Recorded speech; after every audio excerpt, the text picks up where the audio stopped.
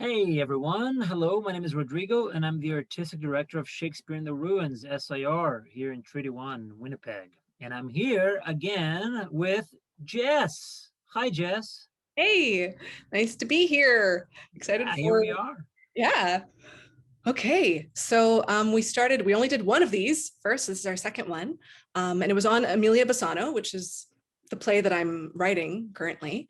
And these are sort of an examination on women writers that have been completely forgotten by time. It's, diversifying the classics, getting to realize, like pulling out the curtain and realizing that this is the same story that keeps playing over and over and over and over again. And it puts me in a kind of situation where I feel like I'm empowered by these women because they've all kind of went through the same sort of thing of reaching for something. And I think we're building upon each other. Was Well, that poetic? I don't think that was poetic. that's great. That was very poetic. I love it. And I love it. Yeah, and like we said in the first episode of this expanding the canon series, you've uncovered so much in your research, right? As you continue to explore Emilia Bassano in your play, The Dark Lady, and it's just been a pleasure to explore all these voices that you've uncovered. And then we have two people we want to talk about today, right? Who We have, are yes. So they're both women. They're both from the Spanish Golden Age, and one lived in Mexico and one lived in Spain. And I can't wait to get started on that. So I guess first we should sort of talk about what the Spanish Golden Age was, because I kind of have a notion, okay, it was a time of artistic and literary output. It was similar to what the Renaissance kind of was for England, in terms of like, oh, okay, we can do this, we can do this. And they got richer culturally, right? But like if I had to name a play or a playwright, I remember finding myself a bit stuck of like, oh, I think there was De Vega or Calderon. Like, I don't really know. We don't really produce. In fact, I don't even know how many plays have been produced here in Canada from the Spanish Golden Age, which is kind of strange to me because it's yeah. classic, right? I know I'm a huge fan of the period, and I came in touch with it when I was going to theater school in England, and they were just beginning to really explore that in the UK about 7 years ago. And a lot of scholars from Ireland were huge fans of the Spanish Golden Age and became specialists in the UK about the plays of that canon.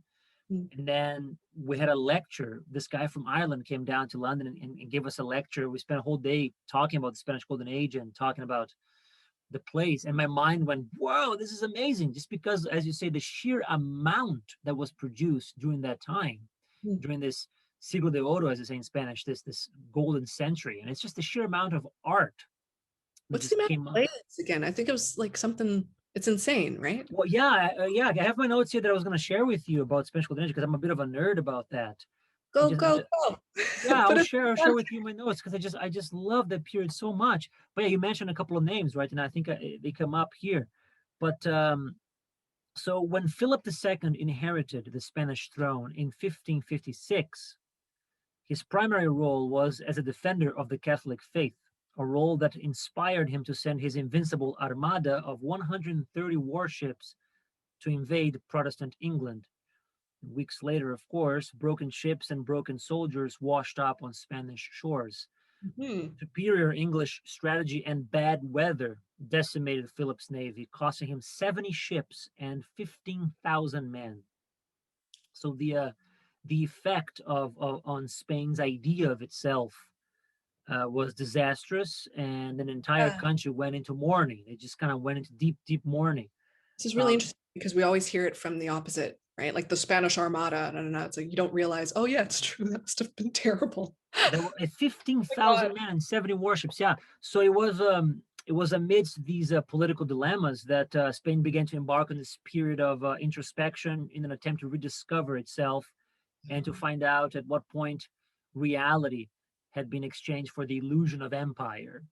And of course, the most notable irony of this period is that as the political power of Spain begins to descend, its artistic, creative output is staggering, right? And so as it's spiraling into political decline, it was at its cultural zenith. So the Spain of the Philips spawned a succession of painters, poets, and dramatists that who confronted and engaged with the issues at the heart of the period through their art. So it's amazing that they have this collection of, painters and poets and dramatists jamming and inspired by this idea of political decline and a search for identity, which makes me think of what you mentioned in the first episode about all the disciplines influencing each other in this outburst of creation, which I find I just love. I just love that idea of different forms coming together, right? Right. There's all Um, different ways to express something, right? So yeah, no, that's fantastic. Okay. yeah, and this flowering of the arts and culture that we're talking about in Spain um, came to be known as the Spanish Golden Age. And when Calderon, whom you mentioned, who is a successor of Lope de Vega, Lope de Vega is like the Shakespeare of the Spanish Golden Age, and Calderon is his heir. So when he wrote Life is a Dream, which is one of my favorite plays of that period, in 1635, that's when it was the apex of this moment, and it was about to just go. It was the end of this massive, you know, golden age. So then, yeah, Philip becomes king in 1556. That's 8 years before Shakespeare is born, and then the apex of the golden age is coming to an end in 1630 around then. So that's 15 years after Shakespeare dies. So it's amazing that's happening kind of like Just a little bit off center. Is Lope de Vega the one who wrote like over 500 plays or something? this is the amazing thing that I have here. Yeah, is the amazing thing. So the theater in Spain was firmly established by the brilliant and prolific Lope de Vega, who is credited with having written 1,200 plays, of which 750 survive. And written in free flowing verse, they portray an idealized Catholic society distinguished by a hierarchical structure of kings, nobles, and commoners. And Calderon, a generation younger than Lope de Vega, took on the playwright's mantle and wrote between 400 and 500 plays, of which more than 200 survive. It's just astonishing, right? So I got those notes from when I was doing the workshop at Stratford of Life's a Dream, which you saw. Um, but then this other book here, this amazing book, um, The Golden Age of Spanish Drama.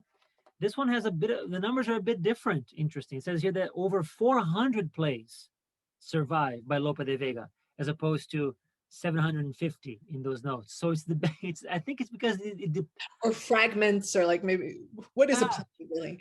Right. yeah, that's the thing. It was like when I was studying this, and I trained. You mentioned professional productions in Canada, and there haven't been many at all.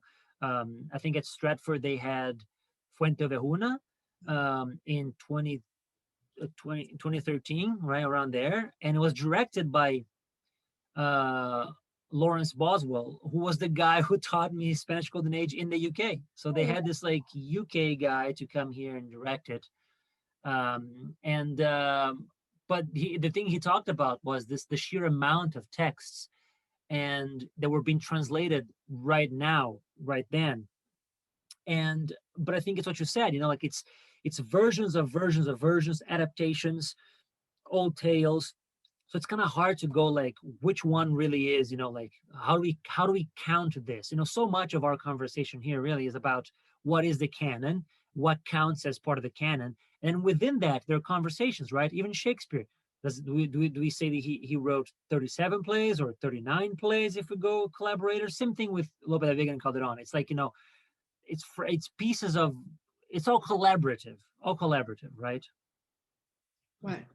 And the main themes, like, is it wrong to say what I'm feeling is the main themes are honor and valor and revenge and betrayal, right? Like there's this kind of through line of defending yourself and what do you stand for and who are you and what is your place in society, right? You're dead right. Absolutely, it is about this idea, which is why I think I like them personally, because they speak a lot to my Iberian culture in Latin America. They really kind of, you know, speak to that culture of honor. This idea, and this idea of like of honor is not really part of contemporary Anglo society. You know, like it is. It was part of Shakespeare to some extent, but there's this idea of Iberian honor that's very, very deep in the culture. So maybe that's why we don't do them as much, because it doesn't resonate, or there's something that we're missing in translation. Maybe, yeah. They're also very difficult to do because they're not like Shakespeare with like shared text lines. These plays have huge chunks of texts that an actor has to deliver to other characters. And if you, I remember rehearsing the play Life's a Dream and then going like, an actor's going like, okay, but what do I do while they talk for that long? You know, like, because we want to like, you know, be active and have a conversation. You know, we live in a minimalist society now where we barely speak, we use subtext and we have shared lines and half thoughts. And Shakespeare was playing with that at the end of his career much more than in the beginning. But the Spanish Golden Age plays tend to be very heavy in text, in big in delivery, with actors being completely aware there's an audience and it's for them, but also for the characters on stage. So it's very hard to actually live it.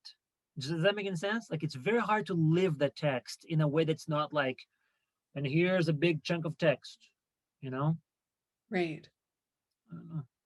Oh, well, I kind of want to segue right away. Oh yeah? This notion of honor, turning it on its head, because there were female playwrights at that time that we don't necessarily remember that much already, that the Spanish Golden Age is not that done in Canada, let alone a female writer of the Spanish Golden Age is even less, right?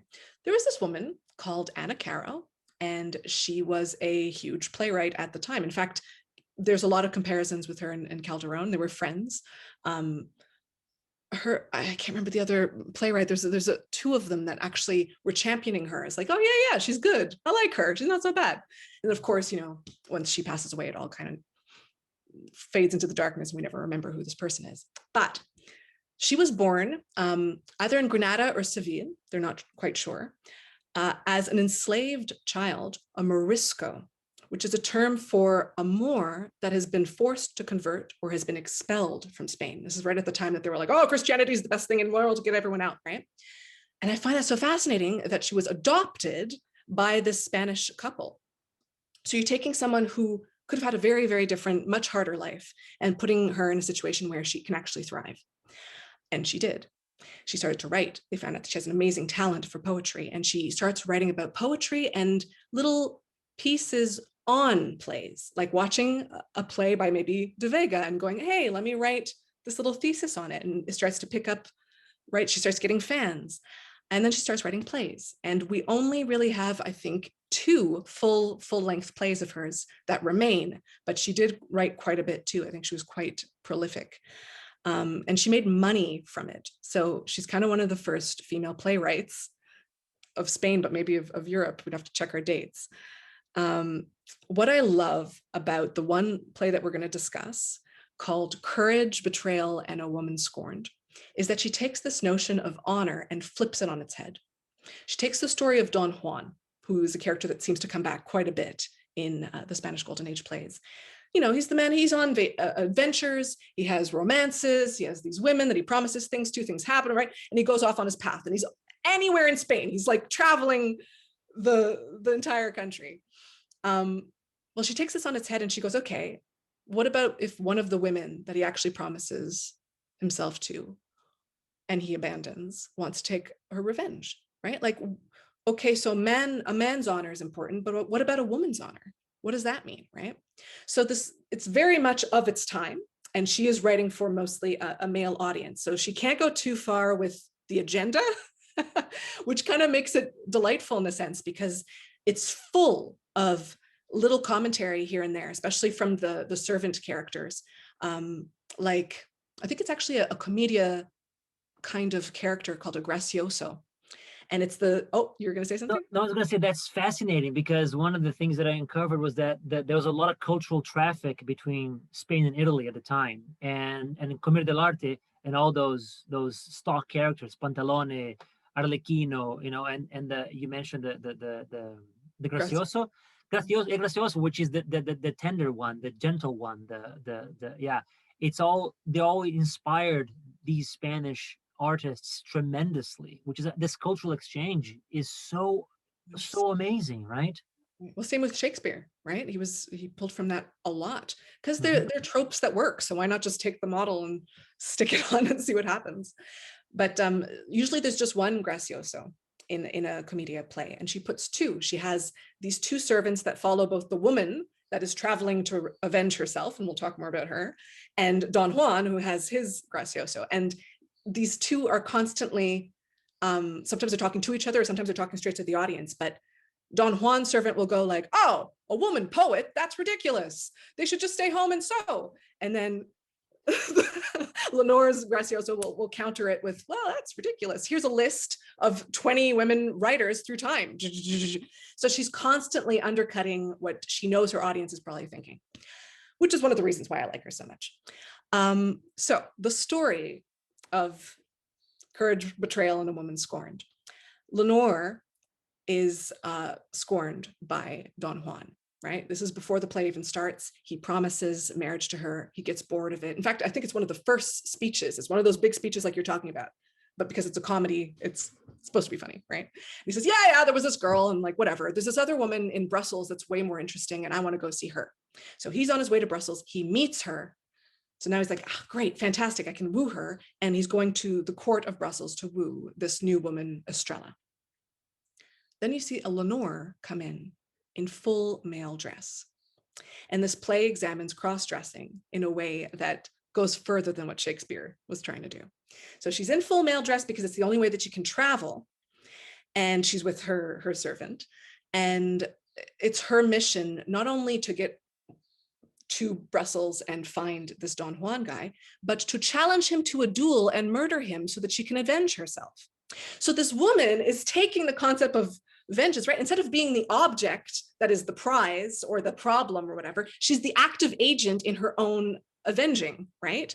Because especially at that time, if that marriage proposal had gone pretty far, she's kind of a stained woman at that time, right? Like he has left, we don't know what happened. Maybe she's lost her virginity, maybe she's spoiled goods, right? So the only way that this woman can move on with her life is that either she marries this guy or she kills him.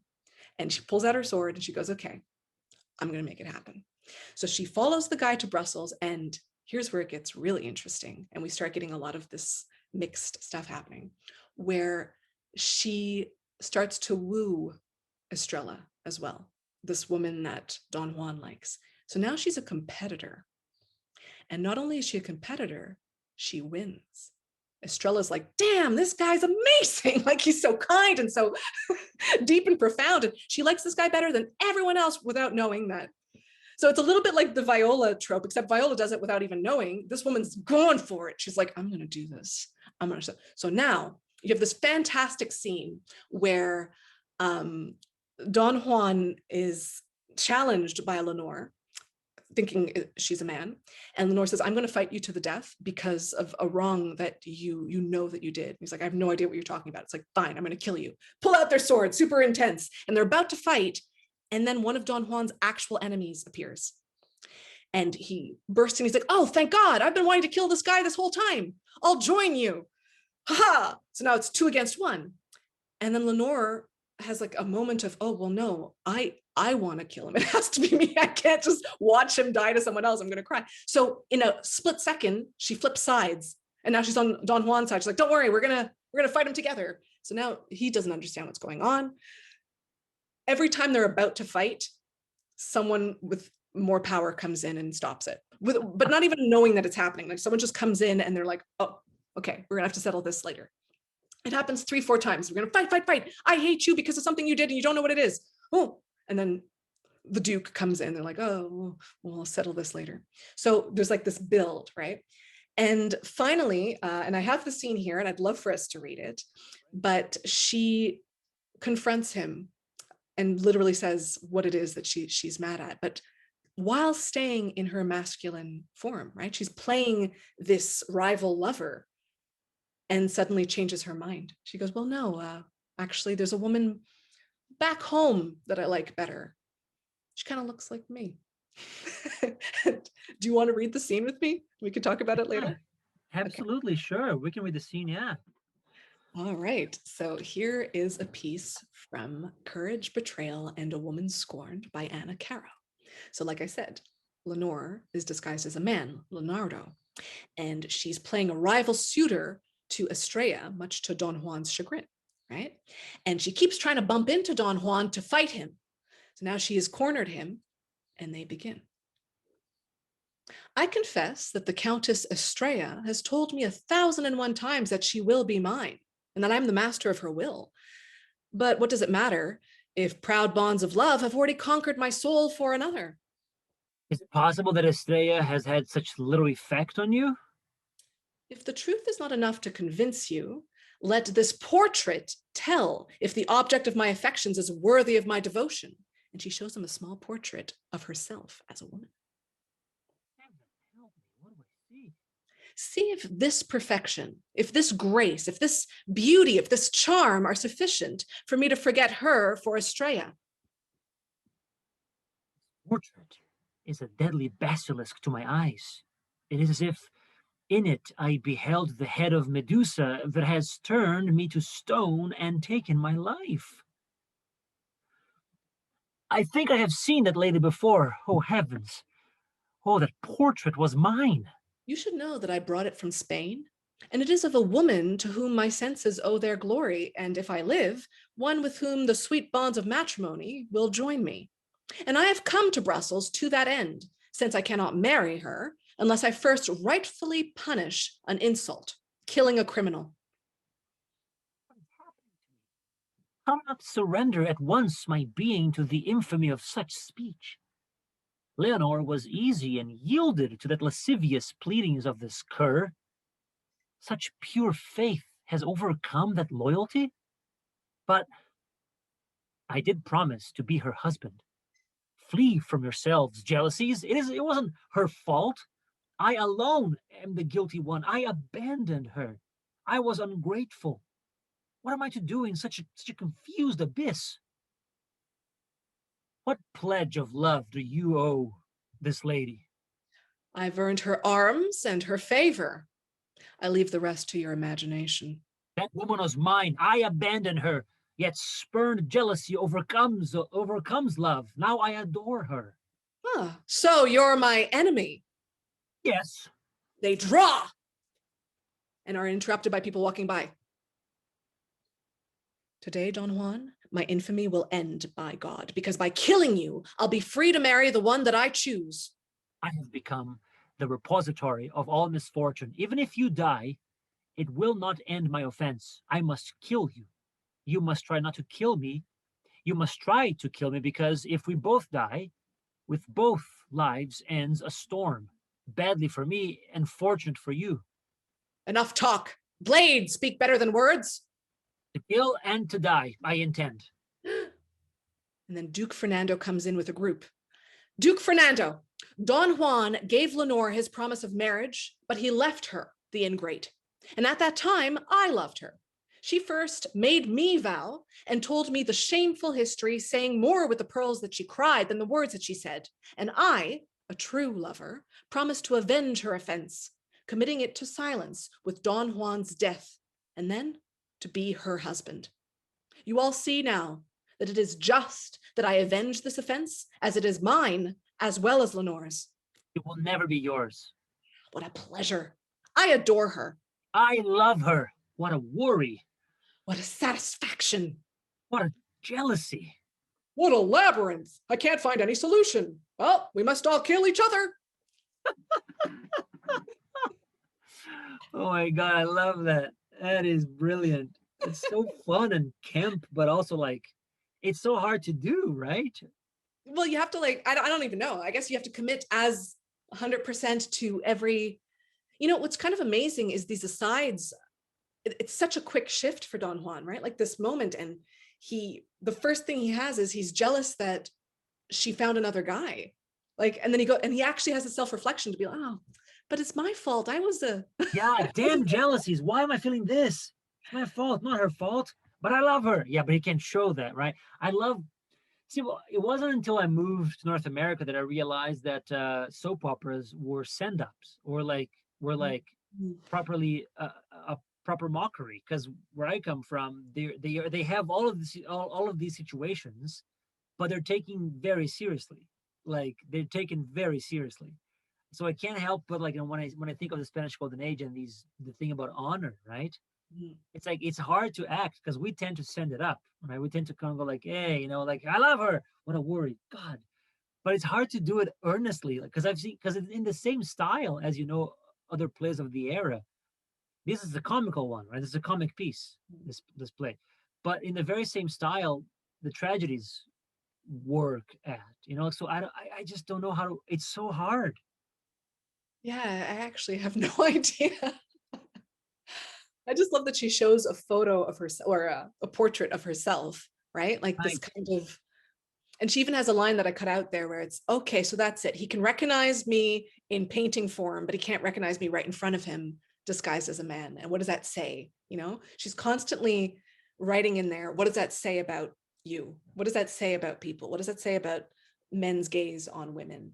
Um, there's this really neat thing that happens at the beginning where she first comes in men's clothes, because really we don't see her dressed as a woman until end of Act 5, where she appears, Don Juan feels bad, and then they solve it by getting married because it's a comedy, of course, right?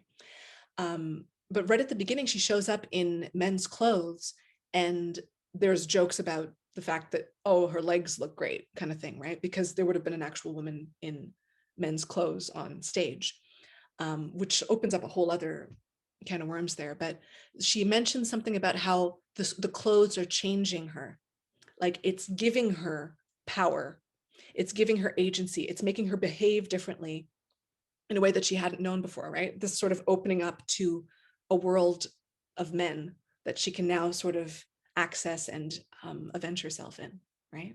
Adore that. Yeah. See, as you're saying, like the form is hard, and of course we're working in translation here, right? And translation is a constant sort of like mutable thing as we go through the ages, and the plays get retranslated with the vernacular of the time. But like as you're saying, the content of it is so daring and fun, right? And it flashes of like things that are so theatrical. It also makes me think, because you mentioned that Calderon and Ana Caro were contemporaries, right? Mhm. And I mean, like the play that Calderon is most famous for is Life's a Dream, which also has an Estrella as a character, and a similar sort of like trope in that the play begins with Rosaura, the main female character, dressing herself as a man to go into Poland, not Brussels, but to go into Poland arbitrarily, these weird European countries for the Spanish, for the Spaniards. And it's like, and she's also there dressed as a man to travel and to reclaim her honor, because she was a woman scorned. Somebody just refused her and scorned her, and she's back in Poland to have her revenge.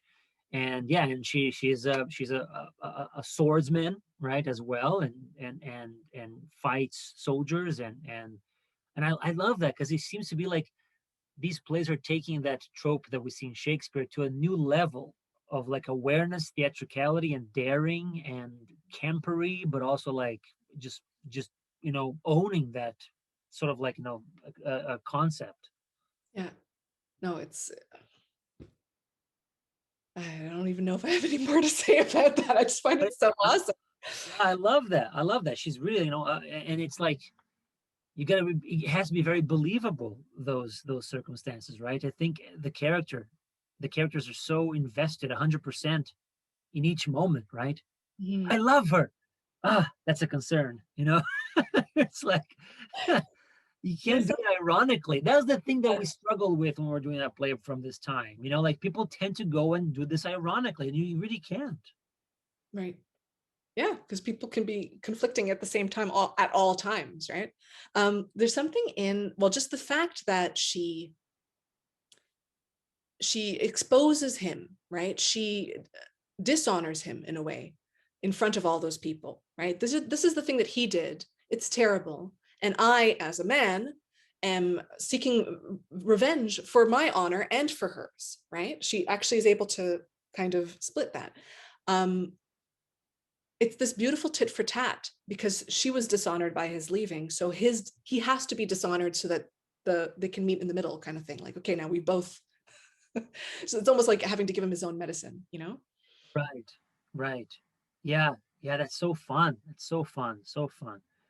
God, and why don't we do her? Why don't we know Ana Caro more? I mean, like I know we don't know much about Spanish Golden Age, but the two names Lope de Vega and Calderon are huge names amongst theater people and academics specifically. But Ana Caro is like this plays so fun. It seems right. Yeah, I think, it's not till the 20th century that people started to, hey, wait, this woman, she's kind of interesting. We should read up about her, right? Like it kind of goes with our sensibilities and, feminism is starting to get a little bit more attraction of, hey, guys, we exist too. And we existed the whole time. I think that's what I love the most about it is just, okay, she was trying to do something there, And it's really interesting because she was writing in the man's world without having to be in a convent or being a widow, right? Like these were the only kind of places that women could actually explore literature, writing, learning, like just being able to just focus on that. They would end up having to be nuns, which I want to segue to a nun. I love that. We will, but I want to mention a couple of things because this is inspiring me so much. I mean, this fallacy that you know that sometimes people tend to think that folks at that time weren't talking about these issues. Like they were human beings. I'm sure they were going like, why aren't women being produced on the stages more often? I'm sure they were talking about that. I'm sure Shakespeare talked about why do we only have guys playing the parts I write for women. I mean, they must have talked about it. Like I don't think they were so oblivious that I think sometimes they go like, like when people say like, I'm not sure that parents in the Elizabethan age really mourn the death of their kids because they're so used to so much death around them because of the plague. I mean, I think that's also BS. I think they're human beings, Yeah, like I think people get used to things the way that they are and don't like change too, right? So if that was just the way things are, the idea that it wouldn't be would make certain people upset. And that it would just be completely unconscionable. It's a little bit like science, right? Like, there are no discoveries, there's undiscoveries. There's like what we think we know, and then we keep getting proved wrong and go, oh, I guess that's not what we thought we knew. That's how we progress. never thought of it that way. But don't you think maybe I romanticize theater peoples too much? But don't you think the theater people were going like, I mean, clearly Calderon and Ana Caro probably had a conversation or two Well, about, yes, that's where it gets interesting, oh, right? why can't I have what you have? You have 750 plays there. Clearly On one. I can play with the tropes that you play with. Why am I not doing, they're having a beer and they're talking about this somewhere in Malaga. I don't know. But it's like, I'm sure they were talking about that, right? Well, that sort of ties me right back to The Dark Lady, where I look at Shakespeare's works and the way that he wrote women, and I cannot not think that he actually was able to talk to someone with those kind of thoughts, a woman that had that kind of need of expression and breadth of experience and culture, to knock some of his discoveries into undiscoveries, to sort of go, wait a second here. It's true. Why do we always put them as the prize? Why, like, what do they want? Maybe they can have agency. Maybe they should be the lead character. Why don't I let my female characters speak at the end? Why do I just shut them up right when it's over to try to tie everything in a bow? He examined himself and his relationship to people, and it made him write better. So I think you're right. I'd like to think that conversations were happening. It's just, how far could they push it, really? Yeah, because yeah, I'm sure, like folks today go like, we're not people weren't talking about racism in the 90s. It was just a thing. Like I'm sure they were talking about that. I'm sure people were talking. It just wasn't reported. It wasn't, like discussed in the sort of like, larger daily context of our conversations. But like I'm sure that people in the 50s in the UK with regional accents were going like, why do I have to speak RP to speak English, to speak Shakespeare on stage? I'm sure they were talking about that.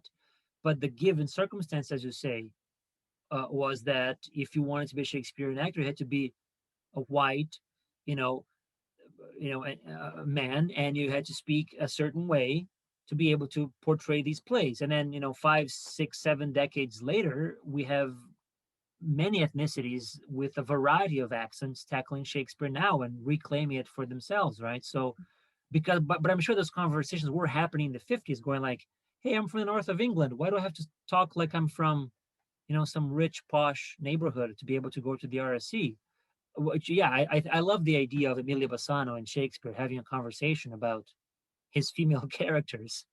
Well, yeah. And what is permitted for me and what is not permitted for me. And have you ever thought about that? And what does that make you feel? You're okay with that? Like that's, of course, those conversations were always happening. And that's what is kind of thrilling to be reminded of, because we think that we're so ahead, or that we're really trying to push forward, but people have always been. It's just whether, I mean, it's the main reason why these women were forgotten, right? Right. Some of them got very successful at the time that they were writing, but once they were dead, it's, oh, thank God we can throw this one under the, just cover it. History just completely obliterates it because they don't get to write history. But what's kind of neat is we're at a point now where we are a little bit more open to stuff. So maybe we can try to rewrite it. So tell me about the nun. None. Okay. Nun. Yeah, she's kind of awesome. So her name is Sister Juana Ines de la Cruz. She was born in a small town near Mexico City.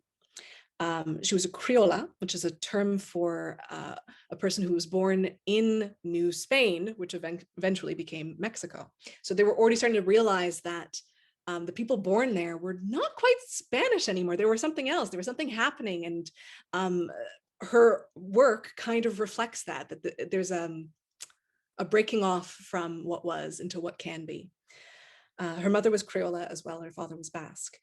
And they weren't legally married. I just find that a cool little tidbit for the nun.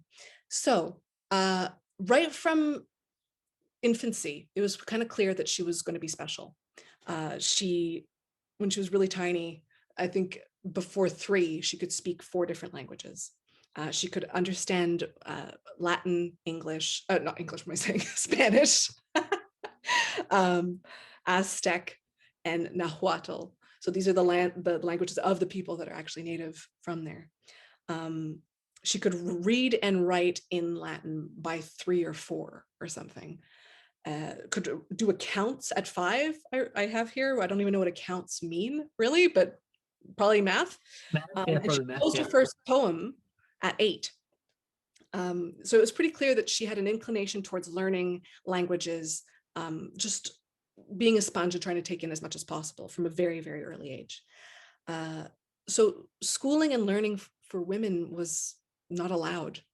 So she had to sneak into her grandfather's study. He was like this big scholar, and she would sneak in and read in like little moments and try to like hide it from people so that you wouldn't find out. And that's how she got her knowledge.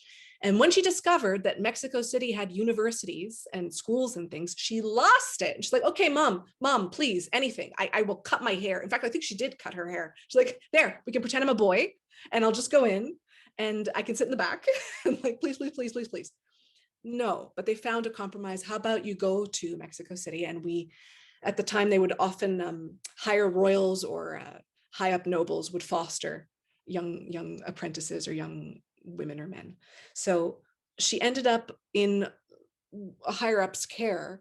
And because she was so brilliant and amazing, the viceroy and the vicereine, who are the king and queen of here, but they kind of represent the king and queen of Spain, really took a notice to her and a shining to her immediately. The vicereine especially. In fact, down the line, it was a vicereine that got her published. So she really stayed close with the higher up noble. I mean, you couldn't get anything done without the nobles' money backing anything, right? At 13, she was so like right in there, and the viceroy was so impressed with her that he held this kind of really strange I don't even know what they call it. It's like a panel. It was a test where he brought in 40 of the smartest men in New Spain to interrogate her. So this little tiny 13-year-old girl is sitting there having to answer these philosophical, mathematical, like all just different kinds of questions. And she answers them one after, like systematically. In fact, the way that he describes it is she demolished them like a royal galleon defending itself against a few rowing boats. So I already love her. She's only 13 and I adore her. She gets to 16 and she enters into a convent, stays for 3 months and leaves. Tries again at 18 and stays. And the reason for this is because, well, first off, she was trying to avoid getting married. In fact, I think there's a saying there's a lot of things in the world to hate, but one of the things that I hate the most is the idea of marriage. So she just was like any way to get out of that. And the reason is because she loved learning so much and was so scared that by getting married and having children and filling the duty of what that represented, she wasn't going to be able to pursue her studies. And this was a way that was going to allow her to continue to do the thing that she wants and to flourish the way she wanted to. But the first convent she went to, she felt was too strict because she likes people and she likes talking about ideas. And that wasn't going to be able to happen. It was going to be like completely cloistered. So the second convent feels right. And she stayed there until her death. And it was in this convent that she did all of her writing. And she would hold these salons, like she would invite these great thinkers in to converse with her. So it was kind of like, already they're like, oh, she's really smart, but she's kind of uncouth there. She's playing with, with the rules. This beautiful story is she became intimately friends with a fellow savant called Don Carlos de Sigüenza. And he visited her all the time. They became like very, very close. They wrote to each other all the time. Is the sun getting too crazy? No, it's good. It's nice. It's very, very, very. It goes with it. There you go. Yeah, it goes with it. Yeah. So this guy, he was one of the, well, in fact, they both were. They were like the two geniuses of Mexico in the 17th century. And they were best friends and they lived close to each other. He tried to go into a convent too. And he got kicked out because he did something that is irreparable for the idea of a priest. And I like to pretend and think that maybe there was a little bit more to the story in a romantic sense. But anyway, they stayed incredibly, incredibly linked. He would come visit her all the time at the convent to chat. And when she died, he gave her eulogy. And this is what he said: "There is no pen that can rise to the eminence that hers o'ertops."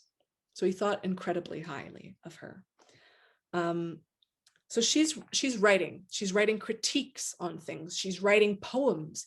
And all of it always has just that little edge of like, think about things, think about women, think about what our place is in society, think about yourself, and that sort of duality that you were talking about of you both love and hate something, or you think women are the best thing ever, but also you kind of hate them because of when they start to talk up, you want to shut them up. Like she's constantly confronting people about that, which is sort of, it's a bit dangerous as a nun to start trying to be a little bit more critiquey about things. And so she was in conversation with this bishop about a sermon from a bishop that had long died. And she was saying, like, she was critiquing it. She's like, I don't like the way that this is, and I don't appreciate that. And like, this is how it should be. And he very sneakily was like, oh, I should get that in writing. I'd love to see that in writing. So he gets her to write it. She's thinking she's just writing to him, but he publishes it with a writing of his own, talking about how terrible it is that a woman is this instructed and has these lofty ideas, and how maybe it'd be better for women to stick to prayer and to sewing than to these big ideas of trying to change the world kind of thing. So it's kind of sneaky behind her back, right? Like he's acting like he's her friend, and then he publishes it, and kind of saying that she's going against the monastery too, and the order of things. And she feels it as like a huge betrayal, first off, because she thought she was in some sort of dialogue with this person, but also like the notoriety that she was starting to get is just, she sort of has to go into hiding. But what she does before that, and this must have taken a lot of like strength to do this, because she felt so betrayed, she penned a response. and this is what she's most famous for, more than poems or plays. She penned a response and a virtuoso defense of the right of women to an intellectual life. And it's just this dazzling account of female learning and decoding men's attitudes towards it, towards women of letters. She advocates for the fact that women need to keep learning. Older women need to be teaching younger women. There needs to be a system, in fact, like that younger women could have teachers and schools that are just built for them. They don't have to feel like they're under the male gaze or in danger of being attacked or molested or like whatever. She phrases it all in there, but because it's an attack towards someone of the clergy, it's also an act of contrition, because she's answering to the hierarchy of the church. And so now it goes much above this one bishop, right? It goes kind of to the top of the chain, and she gets sanctioned. Now she's not allowed to a public voice anymore. She's not allowed to write anymore. And apparently she had over 400 books in her library. I think maybe even more, but that's what I'm remembering now. They made her get rid of them all, whether it was burning them or taking them away, or not sure, but she is rid of her library completely. And 4,000 books. Oh God, this nun's amazing. And her musical instruments and her scientific instruments, just anything that expanded her knowledge and her culture and her mind. Yeah. She signed her death certificate in blood. The worst woman that has ever been, I, the worst in the world. And she died of the plague while caring for other nuns. So it kind of went like this, and then just the worst ending for this woman. She talks a lot to, I'm trying to think if it was in letters or in a critique of hers, just about how every step of the way someone was attacking her for things. And one of the things that really marked me was she was persecuted for her handwriting. They felt it was too perfect and it felt too masculine.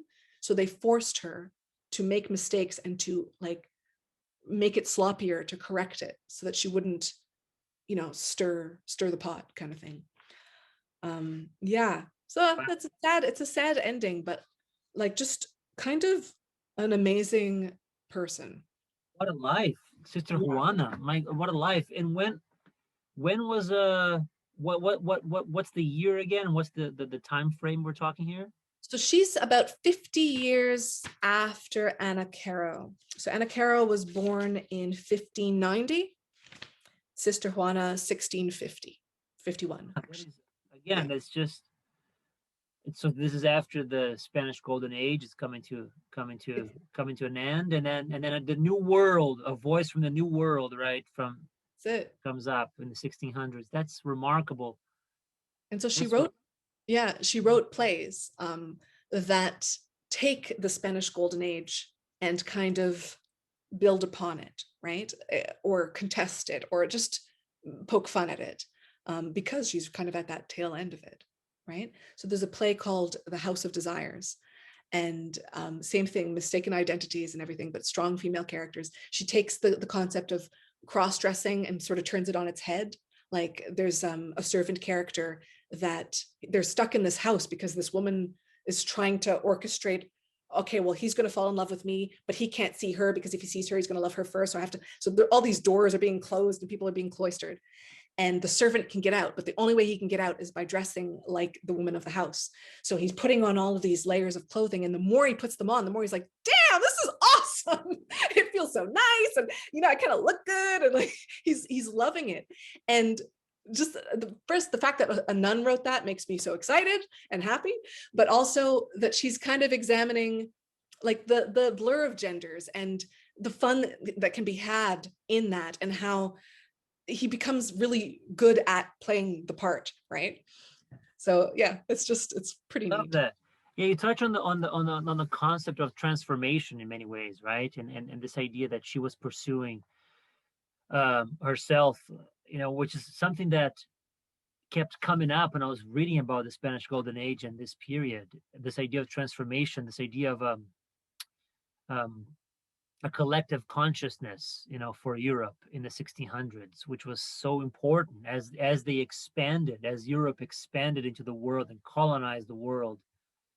And of course, Sister Juana is one of the consequences of colonization, right? In Latin America, you this idea of expansion of empire, expansion of the idea of what a country or a nation means was being reflected in people's personal lives, right? As they pursued new adventures and new voices and new ways of thinking. I'm sure that it was like, if countries can claim other lands and transform themselves, why can't a person be something that breaks the form of the order of things, right? Why can't I pursue something else? Why can't I fit a new way of being? And it's so tragic that there's so much resistance to that. Yeah. I mean, still, but what a tragic end to her life, right? Signing in blood. That's Statement. what she makes me think a lot about your creation of Emilia Bassano as well. Like this challenging spirit, right? That wants to go. But what about this instead? Like, why that? Why can't I have this? That's my calling. Yeah, it's a beautiful idea. How come we don't know more about Sister Juana? You think this play you found, the House of Desires, right? I think it's a language thing. From Mm. what I can gather, if you go to Mexico or any kind of Spanish-speaking country, they hold her in high esteem. I think she's even on money.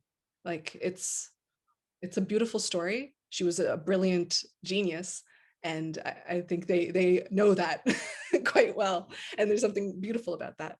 But it will segue into probably further talks, because the more we look into this and look at other countries, the more you realize that something does get lost in translation. And that's one of the reasons why we're not exposed to anything other than the English language history and the art that comes out of that. And I don't know if that's more talk about we need to be investing more in translation, or to open up our eyes to what else there can be, or finding different ways to translate it to keep it relevant. And I mean, we've had conversations about Chekhov like this, right? Like, just that it's such an alive thing that you almost need a translation every 5-10 years to keep it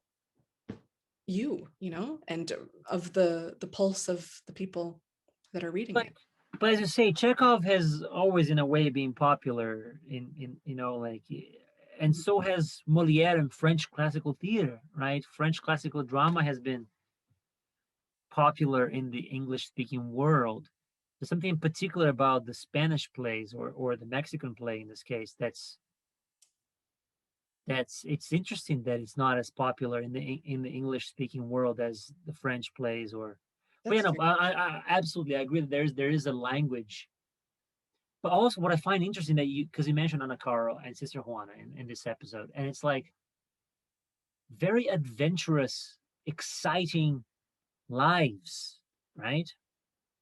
And we live in the age of, we're obsessed with autobiography, and we're obsessed with, like, write what you know and that kind of stuff. And we tend to think of writers as reporters of their own experiences, that they can just open up to, open the ways for us to explore their lives. But like somebody like Shakespeare had a very boring life, was a very ordinary man who never traveled, as far as we know, Yeah. and wrote these amazing plays. But here we have amazing plays waiting to be discovered by, like, amazing lives. Like, I find that it's such a fertile ground for us to go, like, and then this happened to them. We should write about that. Like I want you to write a play about Juana now. Like, I want to write oh man. like, Yeah. what an amazing. And I know there's a movie in Spain by Lope de Vega, and it's the same thing. Like, it's a swashbuckling life of him, and the trailer looks like he's the most, like, the biggest, like, adventurer in the world, and riding horses and sword fighting in different countries in Europe, and meanwhile writing 1,000 plays and having all these romances.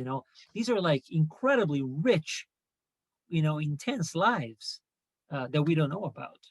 I just find that I just find that jarring and fascinating. Like, what a life he just told us about. Mhm. Hmm.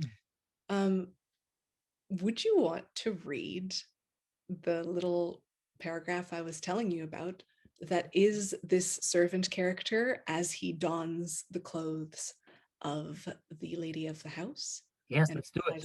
he loves it. Great. So this is Castaño disguising himself as Leonor, the lady of the house, to escape, and he's talking to the audience. It will take years off me if I clamp my curls down a bit. Now for the skirts. Sweet Jesus, what beautiful material. It suits me perfectly. Blue looks divine on tanned skin. Corset and petticoats, me at my best. I really am beautiful. Good God, I'm gorgeous. Well, I guess I'm ready. And what's the bet that 4,000 of those idiots that chase anything that walks will fall over each other to get at me? Not with the beauty that I am, but with the beauty that they think I am. Now, let's get on with being a lady. Okay, small steps, graceful and elegant, wriggle, wriggle, side to side, head inclined, hand concealed in the cloak, one eye veiled, the other not. You know, my beauty is wasted in these cloisters. I love it. Oh my, what fun. Yeah, he's my favorite character in House of Castaño. Cards. Yeah, he's always, Wow. yeah, That's fun. And it's in verse. It's in verse, little short lines. Yeah. yeah. And I read that they even in Spanish, they play with the amount of beats, like Shakespeare has the 5 beats, 10 syllables, but they go all over the shop with the Spanish text. Oh, really? Huh? Short 1, 7, long 10, 14 sometimes. They just play around with the length of the verse lines. They don't they're much more fluid. And does it reflect anything? A little bit like Shakespeare, thought-wise or emotionally, or Yeah, there's in this book here, it does say that it is to reflect some sort of form of emotional state or circumstance. But like that is so often up to the actor, right, in the moment, and then we kind of find all kinds of reasons for this and that. But I like this idea of the free flow, of the verse. And I mean that, for instance, the little bit I read uh, first read. That was a first read, and it wasn't like invested in the sense of like what's happening. But there's so much physicality in it, right? Here I am, and put this on now. Wow, there's discovery, there's physicality, there's like talking to the audience about this. There's all these layers of like yeah, you know, discovery as he's going, yeah, and sharing with the audience in uh, in a much more private and endearing way than any of the other characters, right? that's what I find. Like as you're talking about the genre and these plays, and in my experience with it, there's a sense of they're much more vulnerable. I find than what we are used to in the sense of Shakespeare or his English contemporaries. These seem to be much more vulnerable characters, in much more in a deeper need to share with the audience their discoveries. They share more. They have more asides. They have more of like discoveries on the spot that they need to report to the audience or share with them. They're in a constant state of confusion that seems to be more vulnerable to me than the ones we see in Shakespeare. Yeah, because it's happening right in the moment. It's not like, and then we have a scene and then they leave, and now I can tell you what's going on in my mind, which feels much more compartmentalized Yeah. versus like I'm in the scene and oh my God, I can't believe it, right? Like you're in the muck. And it's a beautiful way of trying to write out the muck of being a human. It's just, Absolutely. that's true. It's very hard to perform because you have to just, It's kind of like a non because we're so used to in our culture to this naturalistic lived in sort of like embodied experience of the psychological manifestation of pretending, but these are much more performative pieces, but they have to be good, but they're much more of like it's a stand-up routine in a way, like it's you're very aware that you're telling a story while also being a character, and often a character disguised in somebody else, like so mhm. you have all these layers of performance, and this is throughout all the plays, as far as I know, of this time. These tropes, these. So I just find and I find them incredibly fun. You know, they're so fun. And these two women that you told us about are so fun. So Jess, to wrap us up, what are we gonna see right now? So now we're going to have a poem of Sister Juana in both Spanish and in English. And the poem is entitled Silly Men. Silly Men, amazing. And we'll leave it at that with Juana's words as the last words of this episode. Which I think is fitting. Amazing. Yeah. Fitting. Thanks so much, Jess. See you next time.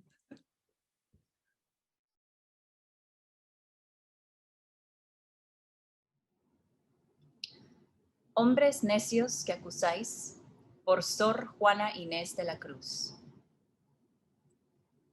Hombres necios que acusáis a la mujer sin razón, sin ver que sois la ocasión de lo mismo que culpáis. Si con ansia sin igual solicitáis su desdén, ¿por qué queréis que obren bien si las incitáis al mal? Y combatís su resistencia y luego, con gravedad, decís que fue liviandad lo que hizo la diligencia. Queréis con presunción necia hallar a la que buscáis para pretendida Tais, y en la posesión Lucrecia. Con el favor y el desdén tenéis condición igual, quejándoos si os tratan mal, burlándoos si os quieren bien. Opinión ninguna gana, pues la que más se recata, si no os admite, es ingrata, y si os admite, es liviana. Siempre tan necios andáis que con desigual nivel a una culpáis por cruel y a otra por fácil culpáis. Mas entre el enfado y pena que vuestro gusto refiere, bien haya la que no os quiere y quejaos enhorabuena. Pues, ¿para qué os espantáis de la culpa que tenéis? Queredlas cual las hacéis o hacedlas cual las buscáis. Dejad de solicitar y después, con más razón, acusaréis la afición de lo que os fuere a rogar. Bien, con muchas armas fundo que lidia vuestra arrogancia, pues en promesa e instancia juntáis diablo, carne y mundo. Gracias. Silly Men by Sister Juana Ines de la Cruz. Silly, you men so very adept at wrongly faulting womankind, not seeing you're alone to blame for faults you plant in woman's mind. After you've won by urgent plea the right to tarnish her good name, you still expect her to behave, you that coaxed her into shame. You batter her resistance down, and then all righteousness proclaim that feminine frivolity, not your persistence, is to blame. Presumptuous beyond belief, you'd have the woman you pursue be thighs when you're courting her, Lucrecia once she falls to you. Whether you're favored or disdained, nothing can leave you satisfied. You whimper if you're turned away. You sneer if you've been gratified. With you, no woman can hope to score, whichever way she's bound to lose. Spurning you, she's ungrateful. Succumbing, you call her lewd. Your folly is always the same. You apply a single rule. To the one you accuse of looseness, and the one you brand as cruel. Still, whether it's torment or anger, and both ways you've yourselves to blame, God bless the woman who won't have you, no matter how loud you complain. So why are you men also stunned at the thought you're all guilty alike?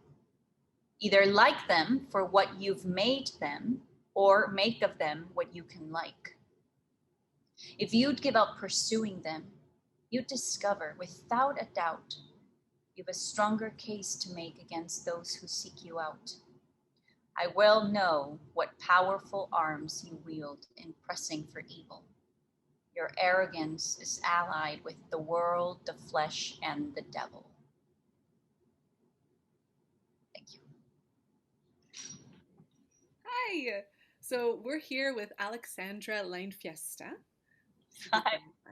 And you've just heard Silly Men by Juana Ines de la Cruz in both Spanish and in English. And I actually don't know when that translation was written. I should probably look into that. But what the first thing that Alexandra said was that there's huge differences between the two because of translation. So I'd love for us to go through it and talk about that a bit, because we were speaking before about how much gets lost in translation, you know, and how much a language can inform the essence of what the person's trying to say or communicate. Yeah, because to me, translators are artists as well themselves. And of course, with a poem or a play or anything, like there has to be some agency, I think, in the translator to make it work for the language that is being translated, and to make it poetic and have the rhymes. But it's interesting when those things, even though they remain, the core of it is there, how each language has its own personality, really, into expressing what the original language wants to say.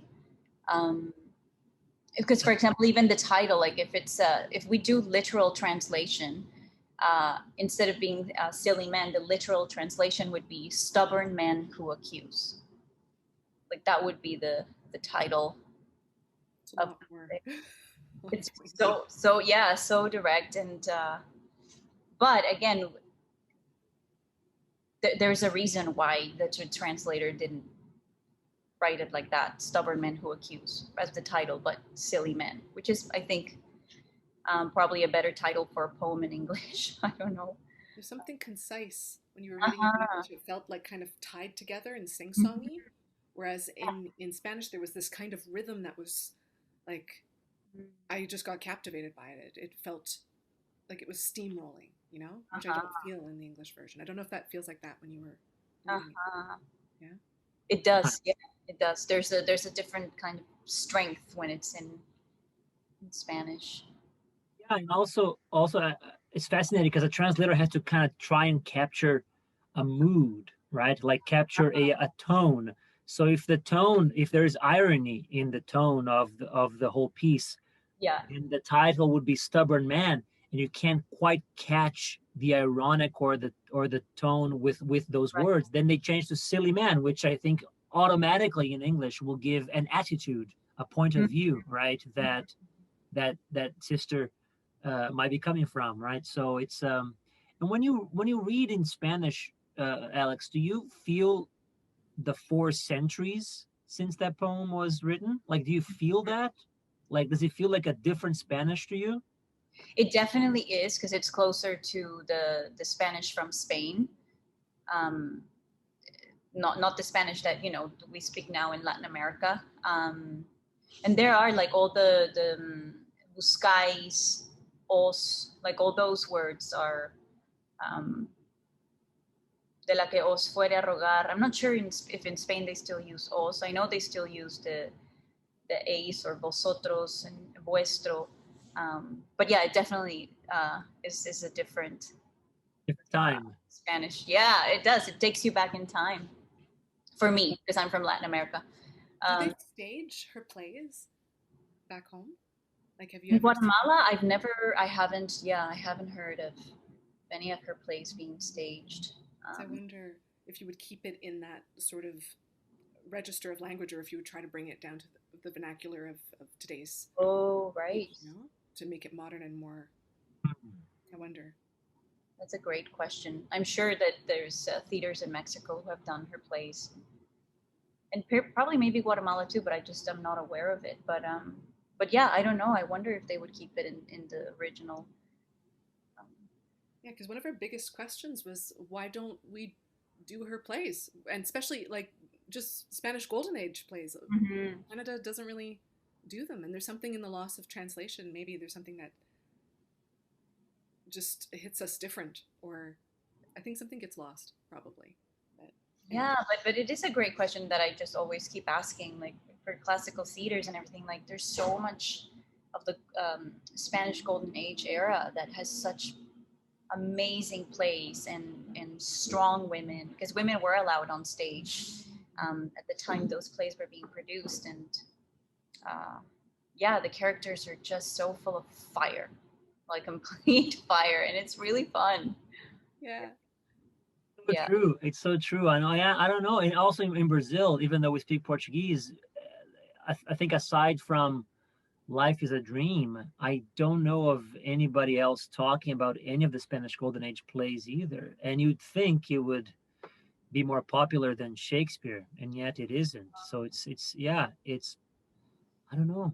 There's something maybe about something to do with the colonial history of it as well, you know, like because when great parts of Latin America were sort of like becoming um interested in theatrical forms, they were looking at France that, you know, and not Spain or England even. And even the first Shakespearean texts in Brazil arrived as translations from a French translation Mhm. of a Shakespeare play. So it was like all these layers. And France, of course, for so long was sort of like this cultural center of the world, that and Spain and parts of Latin America had such tense relationships with each other. So I wonder if that's the case. But this one being from Latin America, you'd think that they would actually produce, right? Yeah, yeah, yeah.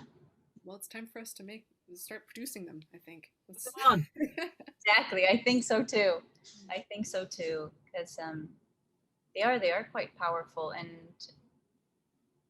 I mean, I'm sure in Spain, you know, they produce obviously more. I would say more Lope de Vega, than probably maybe these plays too of than Shakespeare. I would think. Um, You would think, I don't know, but I've been to Spain only once, and I went to Malaga, and I walked by the local theater, and they had Henry VIII by Shakespeare was on, mm, and I was like, and it's just randomly, you know, like Henry VIII was on, and I was like, it's a play that you've done that play in English, yeah, yeah. but it's a play that we rarely do in Ah, the English speaking world, and yet Malaga in this hot summer, they're like Henry VIII. It's just like. yeah. No, I think it's time to start, you know, bringing all these plays now into the forefront Yeah, of classical theater as well. that's it. And see what it awakens in us too, right? Because they're all very, very different. Yeah, exactly. All right. Well, what do you think?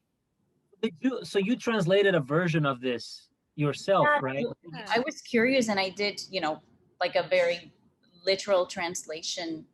And I like doing this whenever I do Shakespeare as well, to do the literal translation of what I'm saying. See what that gives me, because you know Spanish is my first language. Um, but it's yeah, it is. It's a bit obviously less poetic because it's just a literal translation. But I'll read a little bit of it. So the first paragraph would be, the literal translation would be, stubborn men who accuse women without reason, without being able to see that you are the cause of that very same thing you blame for. Um, and then the second paragraph would be, if with unequal longing you request their disdain, why do you want them to do well when you incite them to do evil? And the third paragraph would be, you combat their resistance, and then with gravity, you say that it was light. What diligence did? You say that it was light, what diligence did? And then the fourth paragraph would be, you want with stubborn presumption to find the one you look for the darling you are courting, a Thais, for when possessing her, a Lucrecia. Um, and then in whether your favorite or in the fifth paragraph, the literal translation is, with favor and disdain, you have equal condition. Complaining if you are treated badly, mocking if you are properly loved. And then the sixth one is opinion, neither wins. Since the one that is modest and does not admit you is ungrateful, and if she does admit you, she is easy.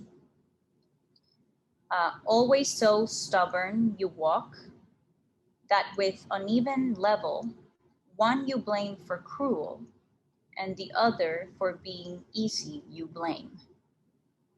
The eighth paragraph is, moreover, between the anger and the agony that your taste refers to, blessed be that one that does not love you and complain in good time. Ninth paragraph, then, why do you frighten yourselves of the guilt that you have? Want them how you make them, or make them how you seek them to be. 10th paragraph, stop soliciting, and then with more reason, you'll accuse the fondness of the one who will beg you. And the last one is, well, with many weapons I find that you deal with your arrogance. For in promise and instance or example, you join the devil, flesh, and world. That's great. That's great. Sounds very, very, it sounds surprisingly poetic to me, I thought. But that's why, to me, like, translation is such an art form, because, you know, I'm sure the translator, Michael Smith, probably like knows the literal translation, but then you have to make it poetic. So yeah, it's just fascinating. And then how in that, you know, poetic, you have to become an artist and like make it sound, keep the core of it and make it sound poetic. But yeah, no, it's there's some things that I found very interesting, the way that she wrote them, like when doing a literal, well, what I could do is a literal translation. And same as how she ends it, like she ends it with, for in promise and instance, you join the devil, flesh, and world. And she ends it with world. And then in the translation, it ends with devil. Yeah, no, it's interesting. Yeah. Well, the sentences are longer, and there's something sharper about it too. And also, like in the last paragraph, when she says, pues en promesa e instancia, like for in promise and instance, this is the last two lines.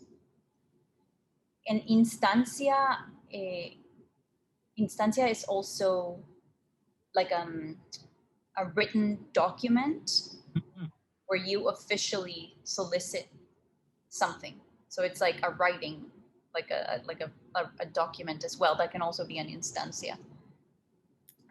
So it's interesting if she's saying, like, I don't know what it is, but you know, is she saying, but in promise and in like written documents, or in promise and example, or in promise and instance, like, you know, I don't know what she's meaning. You join the devil, flesh, and world.